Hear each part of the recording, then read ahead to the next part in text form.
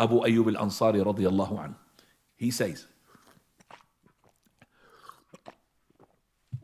after the death of the Prophet sallallahu alaihi wasallam, he said, verily, I have hidden a hadith from you. I did not convey it to you. Hidden a hadith. The hadith of the Prophet sallallahu alaihi wasallam he had hidden, which is, and by the way, how do we know hadith of Mu'adh? Mu'adh later on, after the death of the Prophet sallallahu alaihi wasallam, he conveyed it tahannutha, meaning to get out of the sin. What is the sin? Prophet Allah said, he who knows knowledge and does not convey it, then Allah will give him bridle of fire. That's a big punishment.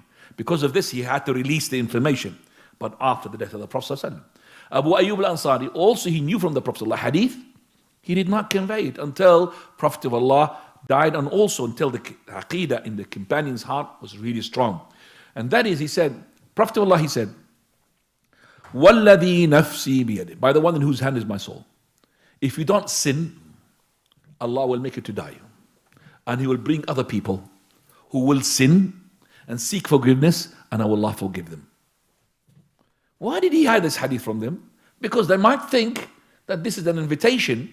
Actually, it is a command from Allah's messenger to go and sin. If you don't sin, Allah will kill you. So somebody's going to break into somebody's car.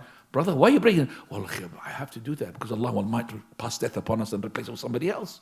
True or not? That's the understanding. But when the companions understood this hadith in the light of the other hadith, it means that the son of Adam is bound to sin. It doesn't mean you have to sin. You're bound to sin. Whom you are, you have to sin. Even the prophets, they have to sin, make mistakes. But the best of the sinners is the one who repent. That's what all it means.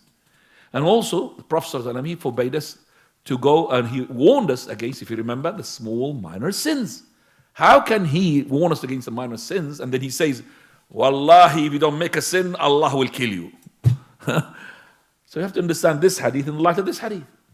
How can the Prophet of Allah warn against the minor sins, and yet he says, if you don't make minor sins or sins in general, you're doomed. No, it means that you are bound to make a sin, but the best of the sinners are the repentant, the one who repents. So he says, Allah will swap you with other people who will sin. And those people will sin, seek forgiveness. That's the beauty of it. You seek forgiveness from Allah subhanahu wa ta'ala.